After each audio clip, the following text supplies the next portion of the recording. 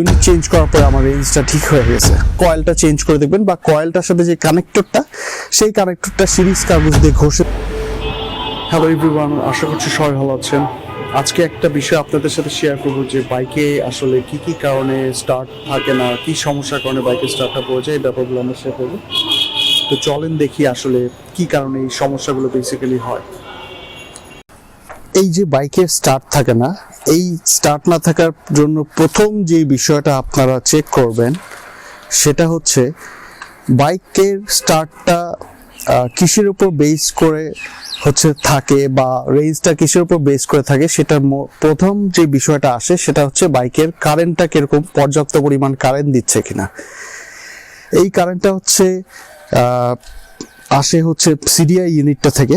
এখানে বাইকের একটা সিডিআই থাকে, ম্যাক্সিমাম বাইকের সিটের নিচেই এই সিডিআইটা থাকে। এই সিডিআইটা থেকে কারেন্ট পাস হয় আমার প্লাগে। তাইলে এই প্লাগে আসলে আমার পর্যাপ্ত পরিমাণ কারেন্ট আসতেছে কিনা। যদি পর্যাপ্ত পরিমাণ মানে সিডিআই এবং কয়েলের সাথে এটা ডিপেন্ডেন্ট, কিন্তু নট অনলি যে সিডিআই, আমার যেহেতু দুইটা প্লাগ, আমার এখানে দুইটা কয়েল আছে ট্যাঙ্কের নিচে। এই কয়েলের উপর ডিপেন্ড করে কয়েলগুলো বেশি হচ্ছে না কম হচ্ছে, এটা আসলে কয়েলগুলোর উপর ডিপেন্ড করে, এবং সিডিআইয়ের সাথে এটা রিলেটেড। তো অনেক সময় দেখা গেছে, যেমন পালসার বাইকেও আমি এটা দেখছি যে অনেক সময় সিডিআই ইউনিট চেঞ্জ করার পরে আমার রেঞ্জটা ঠিক হয়ে গেছে।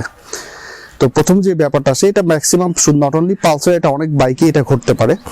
তো সবার আগে চেক করবেন যে কিছুক্ষণ বাইক চালানোর পরে আপনার এখানে যে সিডিআইটা আছে, এটা কালো একটা বক্সের মতো এরকম, মানে স্কোয়ার টাইপের। এই সিডিআইটা হাত দিয়ে দেখবেন 4-5 কিলো বাইক রাইড করার পরে যে সিডিআইটা গরম হচ্ছে কিনা। যদি নর্মাল গরম থাকে ইটস ওকে, অ্যান্ড যদি অতিরিক্ত পরিমাণ গরম হয়ে যায় তাহলে ডেফিনেটলি আপনার সিডিআই কোনো সমস্যা আছে, যার কারণে আপনার কারেন্টটা ওইভাবে পাস হচ্ছে না। এই কারণে যেটা হইতে পারে, আপনার এক রেঞ্জের জায়গায় আপনার 1.5 রেঞ্জে বা 2 রেঞ্জে বাইক চালাইতে হইতে পারে, কারণ আপনার স্টার্ট থাকতেছে না। এটা one of the main reason. তাহলে এখানে সিডিআইটা প্রথমেই পরিবর্তন করে দেখবেন, বা একটা সিডিআই লাগায় দেখবেন যে আসলে আপনার ব্যাপারটা সমাধান হয়েছে কিনা। দ্বিতীয়ত, আপনার যে এখানে যে কয়েলটা থাকে, এটার ট্যাঙ্কির নিচে থাকে কয়েলটা, এই কয়েলটা চেঞ্জ করে দেখবেন, বা কয়েলটার সাথে যে কানেক্টরটা, সেই কানেক্টরটা সিরিজ কাগজ দিয়ে ঘষে দেখবেন যে আসলেই আমার স্টার্টটা এখন ঠিকমতো থাকতেছে কিনা। এটা ফার্স্ট বিষয়। সেকেন্ড যে বিষয় যেহেতু স্টার্টের ব্যাপারটা কারেন্ট এবং প্লাগের উপর ডিপেন্ডেন্ট, তাই প্লাগটা প্রথমে চেক করে নেবেন যে আমার প্লাগটা, এখানে যে প্লাগটা থাকে এটা খুলে ওয়াশ করবেন। ওয়াশ করে দেখবেন এটার ভিতরে কেমন কার্বন জমছে। কার্বনগুলো আগে সিরিজ কাগজ না, মানে কার্বনগুলো কাপড় দিয়ে বা তার দিয়ে গ্যারেজে অনেকে পরিষ্কার করে। ওই কার্বনগুলো পরিষ্কার করে দেখবেন যে আপনার আসলে স্টার্টের সমস্যাটার সমাধান হয়েছে কিনা। কারণ অনেকদিন প্লাগ পরিষ্কার না করার কারণে প্লাগে অনেক কার্বন জমে, যেটা কালো টাইপের কিছু ময়লা। এটা ভিজা টাইপের কোনো মোবিল না, কালো টাইপের, মানে শুকনা মোবিল শুকায় গেলে যেমন হয় ওরকম। আশা করি এটা পরিষ্কার করলে আপনাদের এই সমস্যাটার সমাধান হয়ে যাবে, যদি না অনেকদিন পরিষ্কার করা হয়। এটা সেকেন্ড বিষয়। এবং আরেকটা দেখবেন যে প্লাগটা আসলে, প্লাগের যে গ্যাপ থাকে, একটা প্লাগের যেখানে স্পার্ক হয় সেখানে একটা নির্দিষ্ট পরিমাণ মাপের একটা গ্যাপ থাকবে প্লাগের। সেই প্লাগের গ্যাপটা চেক করে নেবেন, যে গ্যাপটা মেপে দেখবেন যে ঠিক মতো গ্যাপটা আছে কিনা। গ্যাপটা যদি খুব কম বা বেশি হয়ে যায়, তখন আমার এই স্টার্টের সমস্যা হইতে পারে। সেই ক্ষেত্রে আপনার প্লাগ যদি অনেকদিন আপনারা প্লাগটা ইউজ করে থাকেন, তাহলে প্লাগটা আমি সাজেস্ট করব পরিবর্তন করে নেওয়ার জন্য। এই প্লাগের পরে আরেকটা যেটা বিষয়, যেগুলো আসলে প্লাগের সাথে এবং কারেন্টের সাথে রিলেটেড বিষয়, সেটাই আমি আগে শেয়ার করতেছি। যে প্লাগের সাথে আমার এই ক্যাপটা, প্লাগের যে ক্যাপটা, এই ক্যাপটা ঠিক আছে কিনা, এই ক্যাপটা চেঞ্জ করে দেবেন। ক্যাপটা কোথাও ফাঁকা আছে কিনা, বা এখান থেকে কারেন্ট লিক করতেছে কিনা। লিক মানে কারেন্টটা ডিরেক্ট প্লাগে না, যে এই যে সিলিন্ডার যে কিটের মধ্যে কোনো স্পার্ক করছে কিনা, মানে এখানে বাইরে স্পার্ক হচ্ছে কিনা। সেই ক্ষেত্রে আপনার গাড়ির কারেন্ট কম পাবে এবং স্টার্ট না থাকার সম্ভাবনা আছে। এরপর যে বিষয়টা শেয়ার করবো সেটা আমার বাইকের যে টেইপিট, এখানে যে টেপিটটা থাকে, ইঞ্জিনের হেডটা খুলে, উপরের মানে আমার সিলিন্ডারের হেডটা খুলে টেপিটটা মিলাইতে হবে। যে টেপিটটা চেক করতে হবে, এটা মেকাররা হাত দিয়ে ধরে ধরে চেক করে যে আসলে এটা অতিরিক্ত পরিমাণ টাইট আছে কিনা। এটা যদি আমার অতিরিক্ত পরিমাণ টাইট থাকে, তখন আমার কিন্তু বাইকে স্টার্ট থাকবে না, স্টার্টটা চলে যাবে। এটা একটা পারফেক্ট মাপ আছে, তারা মেপে টেপিটটা মিলায় দেখবে যে এটা অতিরিক্ত পরিমাণ লুজ থাকলে বাইকের ইঞ্জিন থেকে টিকটিক করে একটা সাউন্ড আসবে, আর অতিরিক্ত পরিমাণ টাইট থাকলে আমার বাইকের ইঞ্জিনটা হিট হবে এবং বাইকে স্টার্ট থাকবে না। এই গেল হচ্ছে আমার তৃতীয় বিষয়। আমি চতুর্থ বিষয় যেটা চেক করবেন সেটা হচ্ছে আমার কার্বুরেটরটা।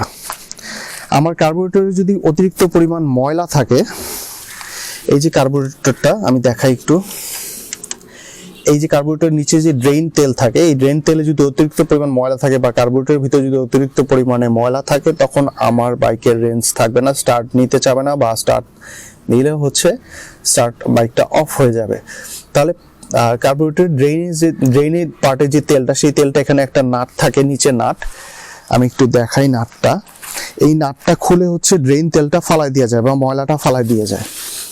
এই যে এই নাটটা খুলে বের করার পরে দেখবেন ড্রেনের তেলটা পড়ে গেছে এবং ময়লাটাও পড়ে গেছে। ওই ময়লাটা পড়ে যাওয়ার পরে এখানে স্টার্ট স্ক্রু যেটা আছে ওটা দিয়ে কিছু বাড়ি দিবেন, বাড়ি দেওয়ার পরে আরো যদি ভিতরে ময়লা থাকে সেটা পড়ে যাবে আর কি। তো এই ময়লাটা ওয়াশ করার পরে দেখবেন এবং আপনার মানে স্টার্টটা রেঞ্জটা ঠিক থাকে কিনা। আশা করি এই সমস্যার কারণে অনেকের হচ্ছে স্টার্ট থাকে না, তখন এটা ট্রাই করলে এই সমস্যাটার সমাধান হয়ে যাবে। এই গেল 4 নম্বর বিষয়। 5 নম্বর যে আরেকটা বিষয় ডিপেন্ড করে স্টার্ট না থাকার জন্য, সেটা খুবই বেসিক।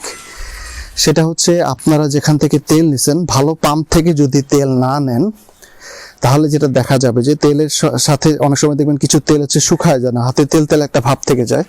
ওই তেলগুলোতে ম্যাক্সিমাম এই সমস্যাটা হয়, স্টার্ট থাকে না এবং ইঞ্জিনের নয়েজটা অনেক বেড়ে যায়।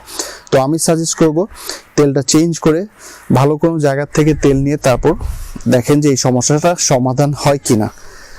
আর যে আরেকটা যেটা ব্যাপার হচ্ছে, মাঝে মধ্যে বাইকের ট্যাঙ্কিটা ওয়াশ করবেন। ফুল ট্যাঙ্কি ওয়াশ করলে তেল ফলায়, মানে তেল দিয়েই ওয়াশ করবেন। গ্যারেজে গেলে ওরা হচ্ছে আপনার অকটেন দিয়ে ওয়াশ করে দেবে, ওয়াশ করে দেখবেন ভিতর থেকে অনেক ময়লা বের হচ্ছে। এই ট্যাঙ্কিটা ওয়াশ করার পরে দেখবেন যে আপনার বাইকের সাউন্ড এবং পারফরমেন্স অনেকটা চেঞ্জ হয়ে গেছে, অনেকটা স্মুথ হয়ে গেছে। আমি এরকম পারফরমেন্স পাইছি 2-1বার ট্যাঙ্কি ওয়াশ করে। মোটামুটি এই কয়টা বিষয় হচ্ছে ডিপেন্ডেন্ট আমার বাইকে স্টার্ট না থাকার জন্য।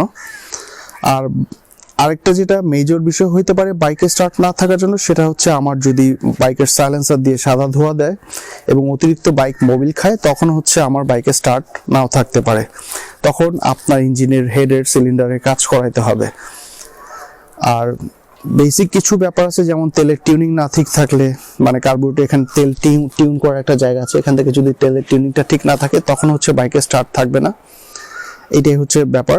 আর সেক্ষেত্রে তেলের টিউনিং ঠিক না থাকলে বাইকের সাইলেন্সার দিয়ে কালো ধোঁয়া মারবে। যদি আমার সিলিন্ডার নষ্ট থাকে, আমার সিলিন্ডারে কাজ করাতে হয়, তখন সাদা ধোঁয়া মারবে, মানে আমার বাইকের মোবিলটা কমে গেছে, তাই হচ্ছে আমার স্টার্ট থাকতেছে না। এই যে মোবিল কমে যাওয়া, এটাও কিন্তু একটা ইম্পর্টেন্ট জিনিস বাইকে স্টার্ট না থাকার জন্য। আপনাদের যাদের মোবিল কমে যায় তারা সবসময় এখানে যে মোবিলের যে মানে মোবিল দেখার যে ইন্ডিকেটরটা এখানে পাবেন, এটা পরিষ্কার করে এখানে দেখবেন যে একটা দাগ আছে যে ম্যাক্সিমাম কতটুক থাকা উচিত এবং মিনিমাম কতটুক থাকা উচিত। এই দাগের কতটুক পরিমাণ বাইকটা ডাবল স্ট্যান্ড করে কিছুক্ষণ ওয়েট করে দেখবেন যে মোবিলের লেভেলটা কতটুকু আসে, ম্যাক্সিমামে আছে কিনা, বা ম্যাক্সিমামের দাগ থেকে যদি নিচে নেমে যায় তখন হচ্ছে আপনার মোবিলটা বাইকে কম আছে, যার কারণে বাইকে স্টার্ট থাকতেছে না। মোটামুটি এই কয়টা বিষয় যদি আপনারা মেনে চলেন এবং এই কয়টা বিষয় যদি আপনারা চেক করে নেন, তাহলে আশা করি আপনাদের বাইকের স্টার্টের যে সমস্যাটা সেটা ঠিক হয়ে যাবে। আজকে এই পর্যন্তই। আশা করি আমার ভিডিওগুলো আপনাদের ভালো লাগছে। Thank you so much for watching my videos.